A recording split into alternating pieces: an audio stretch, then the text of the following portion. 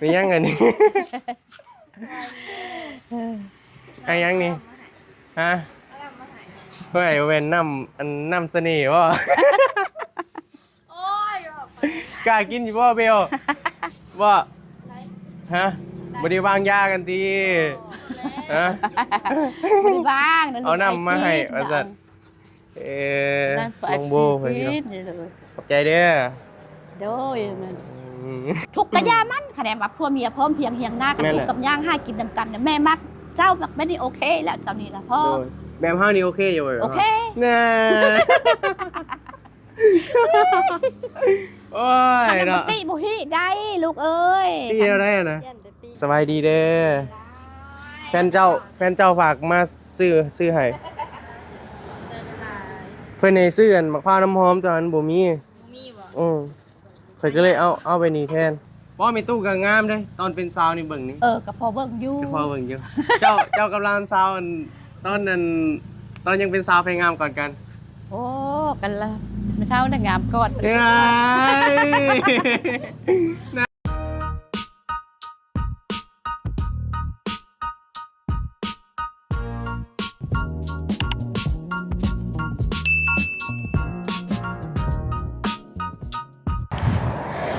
สบายดีเด้อ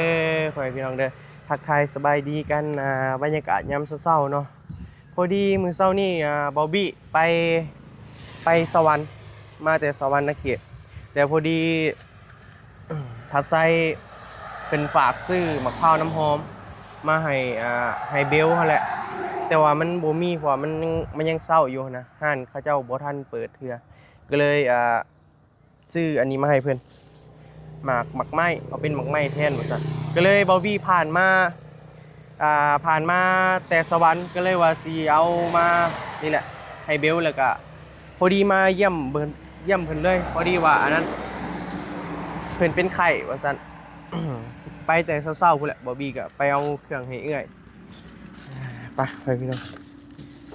ถ้าใส่ให้ซื้ออันมะพร้าวน้ำหอมแต่ว่ามันบ่มีมันยังเศร้าอยู่นะเดี๋ยวบอวี่ก็เป็นไข่ไปพี่น้องยัง มื้อนี้ก็คือสิได้ไปเวียกละเพราะว่าไข่แน่แล้วเป็นลายมือเติบแล้วเพราะว่านี่ว่าสิไปแล้วแต่ว่าไปงานแห่พระไตรปิฎกนำทีมงานนั่นแหละอ้ายหลายคนเลยแหละพี่น้องสบายดีกันตอนเช้าๆเด้อเนาะเห็นคือว่าสีอันนั้นเกียมพระชัยกับว่าสีไปไทยบ่ซะสบายดีเด้อแม่เด้อเฮ้ยยังนี่แม่ไปทำแกงคำอันนั้นพระชัยฝากซื้อหมากไม้น้ำเฮามาจากสวรรค์ก็เลยว่าเอามาแหวะให้แฟนเพิ่นนะโดยมันเป็นย่างดอกเขาบอกใจดูไม่ร้ายโดยแข่งFCได้เอ้ยเนาะไม่เท่ากันไม่เท่าก็ว่าถือใจเทเด้ให้มี FC เลยว่าให้ปังๆขึ้นเลยล่ะได้ไล่ก็ให้ได้ไล่กดเก่าลูกเลยน้ำยังก็แม่โอ้ยน้ำต้มน้ำอันล้างน้องโบน้องเบลนั่นเด้แข่งเสร็จข้าพ่นบริอาบน้ำอันถ้าก็ทอดอันสโลมแล้วก็ข้าวยัดซอกอยู่ใช้อยู่ในเฮือนผมบ่เพิ่นอยู่ในเฮือนบ่เมตู้ใจดีพ่อพี่น้องมามื้อน่ะเราว่าแกงเฮ็ดให้กินว่าแซ่บอีหลีได้มื้อน่ะได้โอ้ยขอบใจหลายๆลูกฝากคิดแข้งอยู่ดีมีเฮอยู่ลูกเด้มาแล้วพ่อพี่น้องสบายดีเด้อแฟนเจ้าฝากมาซื้อให้เพิ่นให้ซื้ออันมะพร้าวน้ำหอมตอนนั้นบ่มีบ่ข่อยก็เลยเอาไปนี่แทนมาเกี่ยงนี้ก็ได้น้ำดื่มเปียงคมปากบ่คืออยากมักไหมมันมีแต่แบบว่าปากจืดๆแต่ว่ากินยังไปก็แซ่บอยู่ได้แซ่บกินได้หลายอีกข่อยไปสวรรค์เช้านี้เดี๋ยวโทรหาเพิ่นเลยว่าซื้อมันมักหาซื้อมะพร้าวน้ำหอมมาให้เบลหน่อยเด้อมันยังเศร้าเด้มันก็เลยว่าบ่มีนะพอดีว่าบี้ก็เลยมันเป็นทางผ่านเลยนะพี่น้อง เพราะว่ากายมาก็เลยแวะเอาให้เลยว่าซั่นแล้วก็เลยมาอัปเดตอาการเบลให้ FC หลายๆคนก็เป็นห่วงเนาะหลายๆคนก็เป็นห่วงเป็นอะไรมื้อนี้ก็ใครดีขึ้นแล้วอ่ะ ดีขึ้นแล้วขอสโลมบางกี้นี้เลย อืม ใส่สโลมแต่เมื่อคืนจนหอดมื้อนี้ ใช่คือว่าสิไปไทยนํกันบ่ แม่ไปขอนแก่น มื้อนี้เดินทางเนาะ จักโมงพากันเดินทาง อันคือว่าประมาณ10 โมงแต่ตอนนี้มันประมาณ10 โมงครึ่งแล้วนะยังบ่เห็น มุงลาวมุงลาวก็ประมาณนี้แหละ อาจจะไปสวยคนนี้เลยประมาณ11 12 โมงอ่ะแล้วก็ออกบ่ได้ อืม อันเตรียมเครื่องอันเตรียมแล้ว โดย จะมาพยายามนั่งเตรียม เศร้าเลยตี เศร้าแล้วมันมีแต่แบบว่าปากจืดกับเจ็บคอหน่อยนึง ปากจืด เป็นไข้หวัดเนาะ ไข้เลือดออก ไข้เลือดออกเลยวะ แม่ โอ้ ไข้เลือดออกเลยเป็น อันตรายเลยเว้ย ยูรินเลยเมื่อเงินละเจ็บหัวคิดว่าสิเศร้านอนซื่อ อืมขี้งอนเจ็บหัว โอ้ยังดีแล้วมันยังเศร้าหั่นนะปกติไข้เลือดออกนี่มันต้องได้ไปนอนห้องหมอยังคักแน่เด้ แม่ต้องเฝ้าคุณอาการ แม่นแหละ มียารักษาจะเบิ่งอาการเอาใส่ อืมใครอยู่ไม่เท่าอันเราก็เก่งอยู่เนาะต้มน้ำพรมร้านอยู่โอ้ยเนาะ ต้มน้ำเซ็ตโต้เลย เอ เนี่ย อ อาบมาได้อาบสิสองขึ้นมา แม่นแหละมันต้องได้อาบน้ำอุ่นเนาะอืม เปิดใส่ยาให้เบิร์ด2 ขวด กะใครแน่ละตี แน่นไข้แน่แล้วเนี่ยมีแต่ว่าเจ็บคอเล็กน้อยคือปากจืด เออปลาไส้สิมาหับเจ้าอยู่นี่ โดยขี่รถหาดีความเพิ่งของมันเอามาแต่เช้าคุณป่าเลยเนี่ย โทรหาเพิ่นคือว่ายังโดนเติบอยู่ว่าซั่นอืมถ้าก็โทรหาเพิ่นถามว่าได้บ่หมกพร้าวน้ำหอมนะว่ามันบ่มีมันยังเศร้าเด้ ว่านี้กินไปลูกเดียวว่านี้ยังเหลยลูกหนึ่งยังไม่พากิน อืม ไปกินน้ำส้ม มันต้องกินหลายๆบ่มันจริงเศร้าไว้ แม่ก็กินทำแบบกินอันนี้ก่อนมื้อละลูกก็ได้ปะยังประมาณเนี้ยนะ มื้อละลูก ว่ามันดีอะนะหลายคนก็บอกว่ากิน อยู่กับไผเจ้าอยู่กับไผ อยู่กับน้องแต่ก็หลาน2 คน แม่เด้อ ไปเวียกกะเศร้าแล้ว โอ้อัน อันนาสาวบ่ น้าสาวก็ไปแล้ว นาสาวก็ไปเนาะ สาวไป ว่านี่ก็ไปถ่ายคลิปนาสาวเบลนี่แหละพ่อพี่น้องพอดีมากับไอลี่มื้อวานนี่ก็ เห็นสองแม่ลูกจูงกันไปเก็บเล็กบ่ โดยไปเก็บ โอ้ยตะกะบาบเนาะไปเลยก็คนให้ความสนใจหลายอยู่หลายๆคนก็โอ้ยอีต้นนั่นแหละ เดี๋ยวเราได้ก็สิมาอันนะเพิ่นอีกบ้านหนึงหั่นนะก็ถือว่าหลายคนก็ให้ความสนใจได้พ่อพี่น้องเพราะว่าโอ้ขนาดเฮาเองเนาะฟังเราเว้ามาก็ยังอันนั้นแหละเนาะ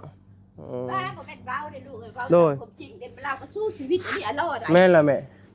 เนาะ ชีวิตอันนี้อรอดตั้งแต่แม่กับพ่อกับเนาะว่าตะกี้พ่อกับเหตุการณ์น่ะ โดย เพิ่นเหตุการณ์ตั้งแต่เพิ่นจบมัธยมมาจบอุดมมา เออ ผัดจะไปเฮียนผัดบ่มีเงินสภาพครอบครัวกับสิ่งอันนี้ โดย หาเช้ากินค่ำผัดคาดเคลื่อนๆบางเทื่อก็ได้บ่ได้กับบ่ได้ที่คาดแท้กับบ่คาดแต่ที่รวยแท้กับบ่รวยพอได้อยู่ได้กินเอ้ อื ย ม เพิ่นกลับไปเหตุการณ์ตั้งแต่จบมัธยมมาหลักไปเหตุการณ์ อืม การประกาแม่นว่าตะกี้ก็ไปเหตุการณ์อยู่หงเรื่อย อืม หงเรื่อยหลัก12เลยที่รถ โด ไป ย นำเข้าตั้งแต่เงินเดือน2 ล้านไป2 ล้านเมื่อเท่านั้น โดย ไปไม่ได้อยู่ไม่ได้เศร้าเลยไปตะกะตำต้อยแล้วก็หมดแล้วก็ ฟังเราก็โอ้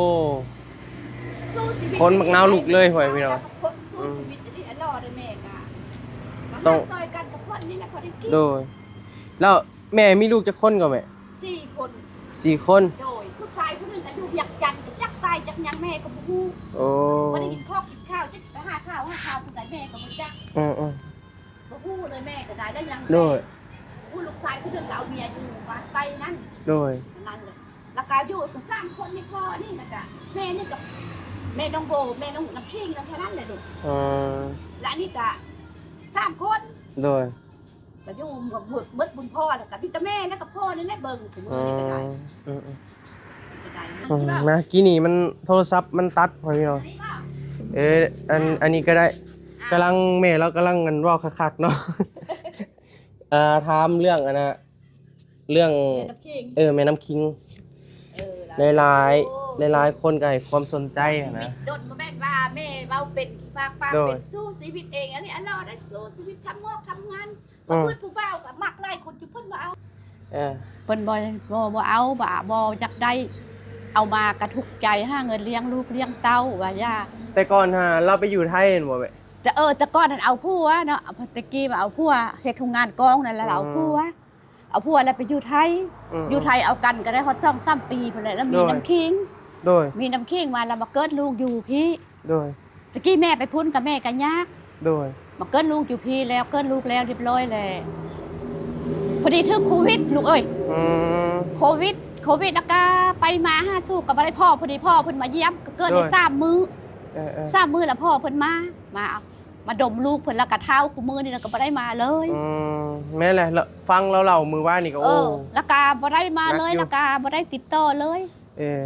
บ่ได้ติดต่อหากันเลยจักเป็นตายให้ดีใดๆก็บ่จักคันว่าโดย แล้วแม่ก็เลยว่าย่าซะลูกเอ้ยว่าอยู่ไปนั่นนี่แหละว่าแล้วก็ตัดสินใจก็บ่ไปปู่ย่าเพิ่นก็ให้เมื่ออยู่หักบ่เมื่อแหละว่าปู่ย่าเพิ่นอยู่อัน อยู่ไทยเหรอบ่ โดยอยู่อัน เมื่อแนวใดเนาะผัวบ่อยู่อะไรมันบ่ ผัวบ่อยู่แล้วก็เมื่อบ่ได้นั่นละย่าแม่นว่าละย่า เราว่าถามพี่น้องหรือก็ว่าบ่ฮู้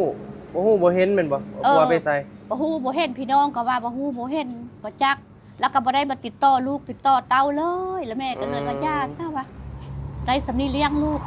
แล้วก็เกิดออกมาแล้วก็แม่เลี้ยงกับคนเลี้ยงเพิ่นก็ไปหาเห็นรายเหตุการณ์เลี้ยงแต่ลูกอะไรได้เงินมาจนพวกคู่มือนี่ก็เลี้ยงหาเงินเลี้ยงลูกเพิ่นเองคู่มือนี่สู้ชีวิตอันนี้อันรอดแต่บ่แม่นว่าแม่เว้าเป็นความจริงอันนี้เอาความจริงมาเว้าบ่ ไม่แหละเห็นเราไปพอดีเมื่อวานนี้มาแต่เวียกกับไมลี่ โดย เห็นเราจูง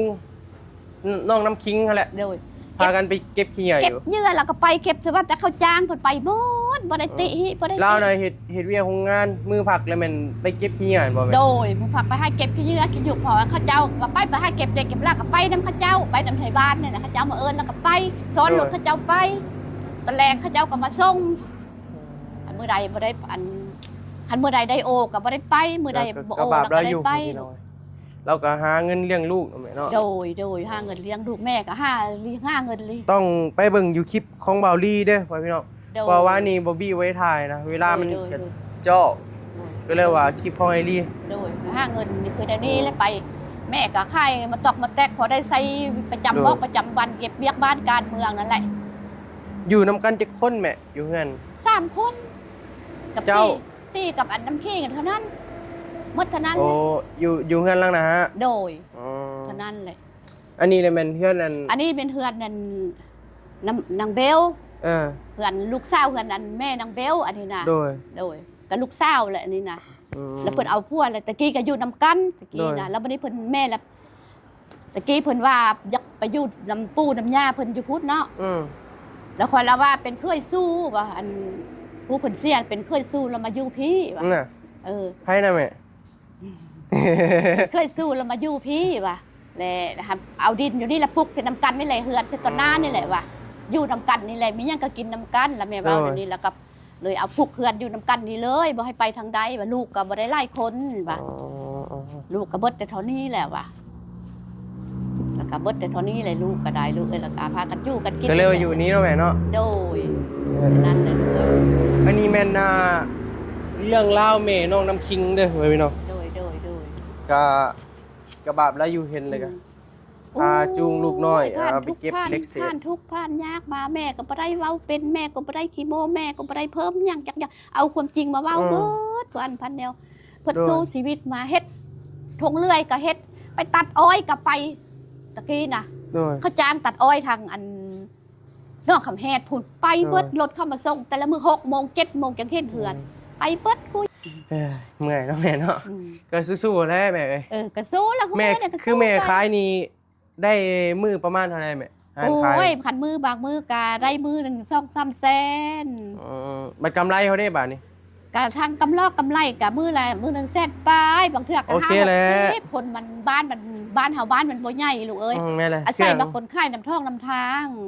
เครื่องห้านแม่เพิ่นก็คือเห็นนั่นแหละพ่อพี่น้อง ก็คือเฮ็ดนั่นแหละ เอาไว้ ถึง เนาะ กับบ่ปอดหมดเกิดบ่ลายถึงบ่ลาย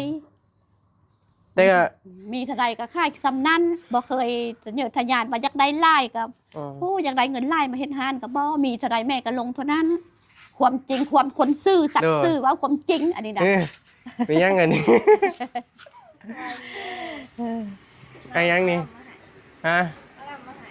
เฮ้ยเว้นน้ำเสน่ห์บ่ โอ้ยแบบ กล้ากินอยู่บ่เบลบ่ ไร ฮะบ่ได้วางยากันติฮะ บ่ได้บ้างะลูก เอาน้ำมาให้ ไป ว่า กิน ซั่นน้องโบเพิ่น กิ อยู่ นนี่เลย ขอบใจเด้อ โดยมัน อืม บ่ได้ไปทางใดบ่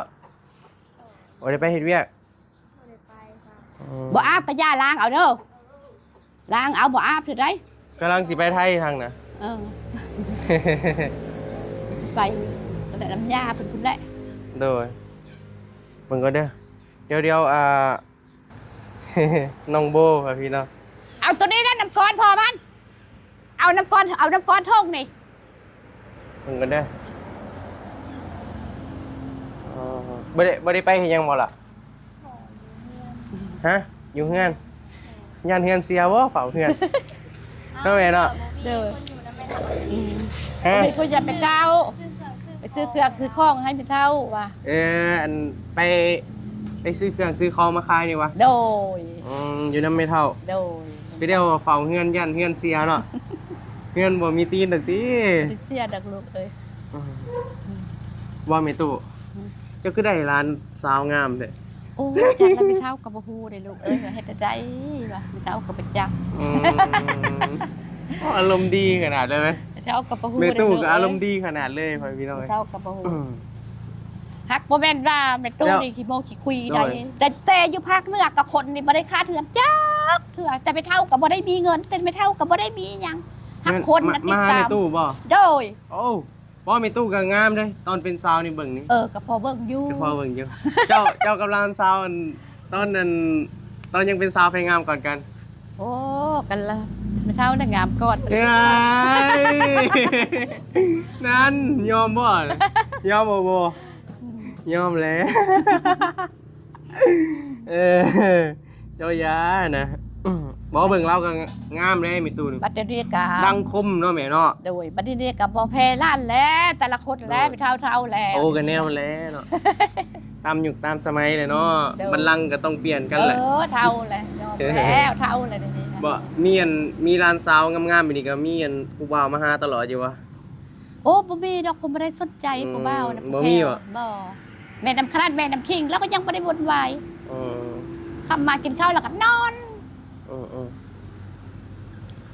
อันนี้เป็นแม่ของแม่ซาเบลเนาะ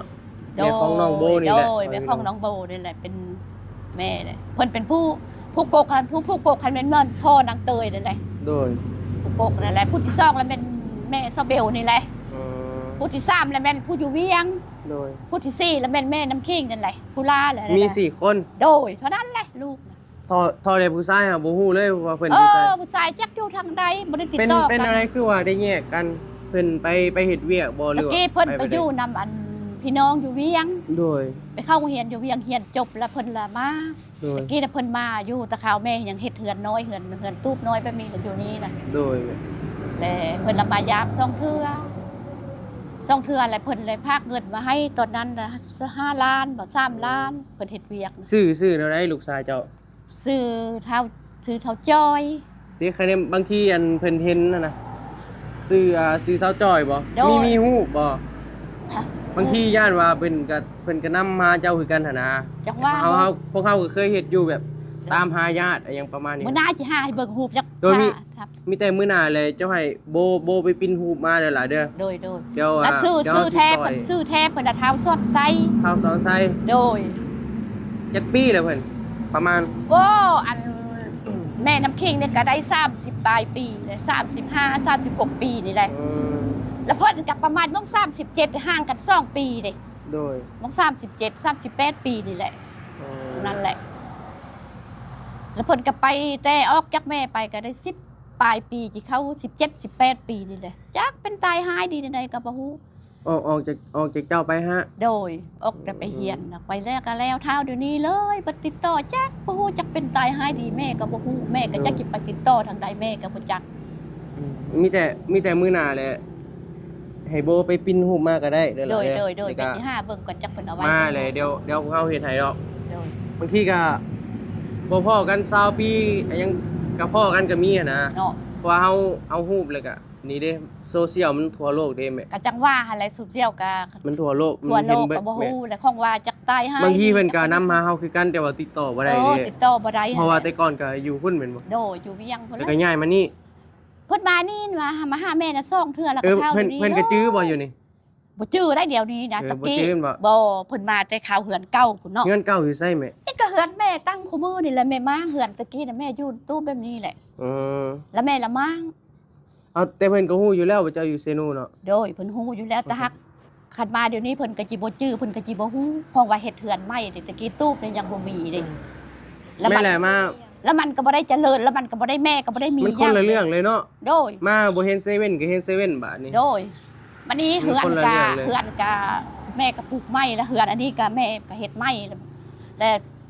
ตูบนี่ก็แม่ก็เฮ็ดไม้หมด จั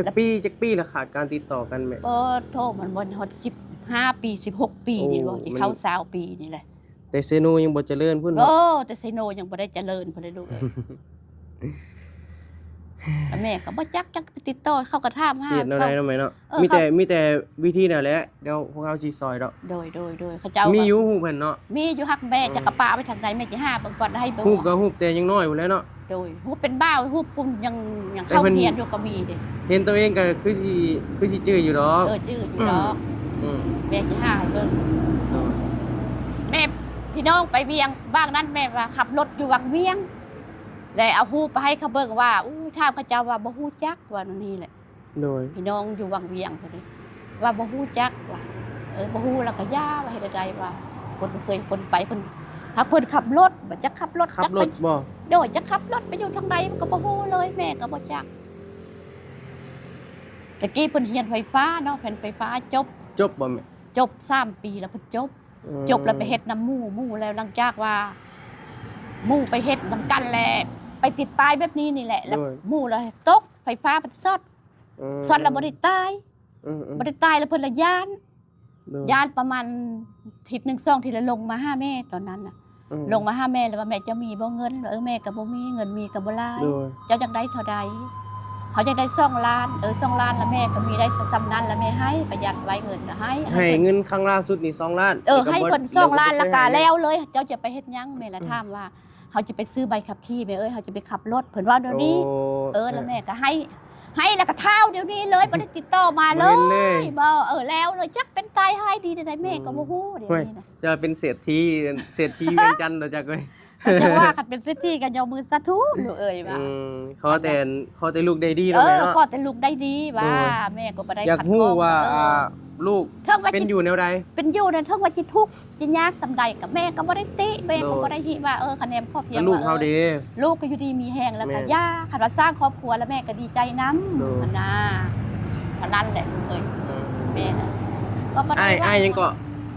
อันชื่อลิ้น ข้าวยัง ค่ะ ก็ ชื่อลิ้นหัดจอย เท่าลิ้นเท่าจอย โดยชื่อลิ้นชื่อแท้และเท้าซ่อนไส้ เท่าซ้อนไส้ โด นามสกุลเด้นามสกุลเจ้าอ่ะ นามสกุลน่ะเพิ่นใส่ทีละศักดิ์ได้ เท่าซ้อนไส้ทีละศักดิ์ โดยนะใส่นามสกุลพลอยลี่ใส่นามสกุลอันน้องสายอยู่ยังจันทน์ เด้อไว้พี่น้องคันว่าบ่หมู่คู่ของอ้ายเพิ่นมาเห็นก็ติดต่อมาแน่เนาะ โดย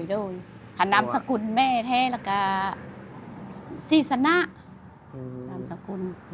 ส่วนทิพย์ศรีสนะ เดี๋ยวนี้ได้ใส่หยังเดี๋ยวนี้ศรีสนะบ่ ศรีสนะโดย อันเดียวกันบ่ อันเดียวกันกันเลย อ๋อ แม่ เอ้าเจ้านามสกุลหยังเจ้า ใส่ของพ่อ เอาพอจะเบิดบุญแล้วก็ใส่ก็ไม่เท่าคือเก่าเอออืม เอา เจ้า นามสกุลพ่อนามสกุลหยังล่ะ กุละวงศา อืม กูละวงศานางโบบ่ชื่อแท้เจ้าชื่อหยัง นางฟ้างาม นางฟ้างาม โดย สมชื่ออยู่เนาะแม่เนาะ สมชื่อ โอ้ยอัน สมชื่ออยู่ เบลเด้ พรสวรรค์ พรสวรรค์ พรสวรรค์นางผ้างาม พ่อแม่ไม่ได้ตั้งให้แล้วอันนี้ ตั้งเองบ่ บ่ ให้ตั้งให้ คนหักแพง ตะกี้เนาะยังน้อย อืม ไปลิ้นน้ำเพิ่นถักแพงแล้วก็ ฝากงาม เพื่อนนี่แหละ คนข้างเพื่อนนี่แหละ สมซื่ออยู่แม่สมซื่ออยู่ ก็เพิ่นละว่าโอ้ยพาซื้อน่ะบ่ม่วนบ่มันแล้วเขาสิเปลี่ยนซื้อให้ซื้อหยังบ่ สี นาง ฟ้า ฟ้าง าม งามบ่บ่เปลี่ยนซื้อบนอื่นเอาผ้างามเด้อว่าเดี๋ยวนี้ผ้างามกับผ้างามว่าคันเปลี่ยนให้ เอาฟ้างามเลย โดยเอาผ้างาม เด้อ คนเด้คือไผอยู่ติ ซื้อบ่คือไผว่ะ มาแต่สวรรค์แล้วแฟนเพิ่นน่ะให้ซื้อมะพร้าวน้ำหอมมาให้ โดย มันยังเศร้า เออ ก็เลยว่าบ่มีนะ โอ้เข้ากับประธานได้เปิดเลยลูก แม่น เอ้ย ไปเอาเครื่องเฮาไปแต่ประมาณ 6:00 น 7:00 นแหละเอาไป มาผู้เดียวปะ มาผู้เดียวก็เลยว่ามาแวะเบิ่งเบลเลยนะ โดย ก็คือว่าใครแล้วไว้พี่น้องเอ้ย ไทยแล้วว่ะ โดย FC หลายคนก็เป็นห่วง โดย เป็นไข้เลือดออกก็ดีแล้วบ่ได้ไปนอนห้องหมอเนาะ บ่ได้ไปโดนหกหม้อนะ ปกติหานักได้ โอ้ปกติเข้าหกหม้อแล้วใส่สลมนอนเป็นทิศพุ่นแล้วจังใดอันนี้ โดย ใครแต่ปากวดพอแล้วใส่ยาแล้วมันก็เศร้าโหมันซ่วงไว้นะ บ่แม่ถ้าสมมุติว่ามื้อหนึงนะมื้อหนึงแบบมีแฟนร้านเจ้ามีแฟนแบบแถวนี้นะค่าดองเขาเจ้าเอากันประมาณเท่าใด โอ้ก็เอาแต่ว่าเลยลูกเอ้ยเอาแต่ข้าว่าเลยแม่ก็บ่จักเรื่อง แบบ นี้ ประ นะ ประมาณเท่าใดหั่นนะ ประมาณกับพุ่ง50-60 ล้านนี่แหละ 50 ล้าน60 ล้าน โดย คำนี่ละบาทนี่ คำนึงกับบาทหนึ่ง คำบาทหนึง 2 บาทแล้วก็ค้างไว้บาทปงบาทหนึ่งค้างไว้บาทหนึ่ง อือ แต่นั้นแหละเรื่องเงิน แล้วก็ เรื่องคำนี่บ่มีปัญหาคะแนนแต่ว่าหักแพงกันเข้าใจกัน โดย ซื่อสัตย์บริสุทธิ์ใจกันแล้วก็อยู่กัน โอ โอ เค เค เนาะ ได้ เนาะ ก็โอเค อืม คือพอเท่ากับเป็นเท่าเนี่ยผู้บ่าวเมียเศร้าได้เอากันนี่ โดย จนเท่าจุดแก่ซ้ำนี่โอ้ผัวเดียวเมียเดียวได้บ่ได้ป้าบ่ได้ห่างกันผิด โอ กัน เคอยู่ไปพี่ ผิด น้อง กันและกะบ่นำกันนี่ โดย แล้วบ่ได้มาเก็บมาใส่ใจ คะแนนเข้าใจกันเนาะ โดยทุกข์กับยากกับยาคะแนนเข้าใจกันเท่านั้นแหละประมือนี่ ใครอยู่หรอกคะแนนไผอันได้ ขันว่าพื้นว่าเอาคนรวย อ จะได้พิษกันตีกันไปลิ้นแซ่ลิ้นซ่ามาคือเก้าบ่มีความสุขบ่ เนาะ ไม่เท่าบ่มักแบบนี้นะ มันความสุขด้วยแม่เนาะ โดย ความสุขคือทุกข์กะยามันคะแนนว่าพัวเมียพร้อมเพรียงเฮียงหน้ากัน แม่น ทุ แห ก ละ ข์กับย่างห้ากินนำกันน่ะแม่มักเจ้ามักไม่ได้โอเคแล้วตอนนี้ล่ะพ่อ โดยแบบเฮานี่โอเคอยู่บ่ โอเค น่าโอ้ย คันว่า เนาะ บ่ติบ่ฮีได้ลูกเอ้ย ตีเอาได้อะนะ ยันแต่ติเนาะ ยันติคันว่าบ่ติบ่ฮีเลยไม่เท่ากับ ตี บ่ได้เว้า ตียังแม่ เลย ตีแบบได้ เอาติเทือนนี่ในทุกข์ยากแบบนี้แล้ว อ๋อ บ่มีผู้ชายห้างกันแบบนี้แล้วจะหน่อยเอาไปว่า เฮากันคือกันได้ คันว่าชีวิตคือว่าพร้อมเพรียงเฮียงหน้ากันบ่ว่าพร้อมอยู่พร้อมกินเลยไม่เท่ากับบ่ได้ติไม่เท่าบ่ได้เรียกร้องว่าคนร่ำคนรวย คือแม่น้ำคิงคือกันว่ามักผู้ใดก็บ่ได้ห้ามว่าคนร่ำคนรวยเอาหักแม่น้ำคิงแล้วคนบ่อยากได้ก็ย่าสู้กับลูกไปต่อชีวิตไปแล้วก็ย่าแต่ละมื้อแม่ก็บ่ได้ว่าหากินแต่ละมื้อไปก็พอใช่ป่ะ โดย วันนั้นน่ะก็มื้อนี่สำนั้นน่ะแม่ ประมาณ50 ล้านเนาะแม่เนาะ โอ้ย 50 ล้านคำบาทหนึงให้พี่น้องคะแนนไผอันไผยังไผได้มาเป็นร้านเคยเรานี่คือสิโชคดีอยู่ อารมณ์ดีขนาดเลยแม่เฒ่านี่ก็ บ่ได้ผิดบ้านผ่านเมืองไผ อืมแบบครอบครัวเขาเจ้าแบบเฟรนลี่อะนะ โดย กันเองกันดี กันเองมันบ่ได้ผิดบ้านผ่านเมืองไผบ่เคยว่าสิไปเว้าห้อยๆห้วยควนคนนั้นเป็นความจริง อืม ว่าเว้าเปิดบ่มีความตัวความชั่วเลยบ่ได้มีเว้าความจริงบ่ทุกข์ก็ โอ ว่า เค ทุกข์ เด้อแม่เด้อเดี๋ยวกลับป้านก่อนเด้อบัดนี้เด้อ โดยขอบอกขอบใจ โดย หลายๆ มาลิ้นน้ำใหม่ด้วย มาลิ้นเหรอ ป้าพ่อพี่น้องไว้กลับป้านก่อนบาดนี้ ก็ ไป ได้ สบายดีเด้ สบายดีเด้ อ อ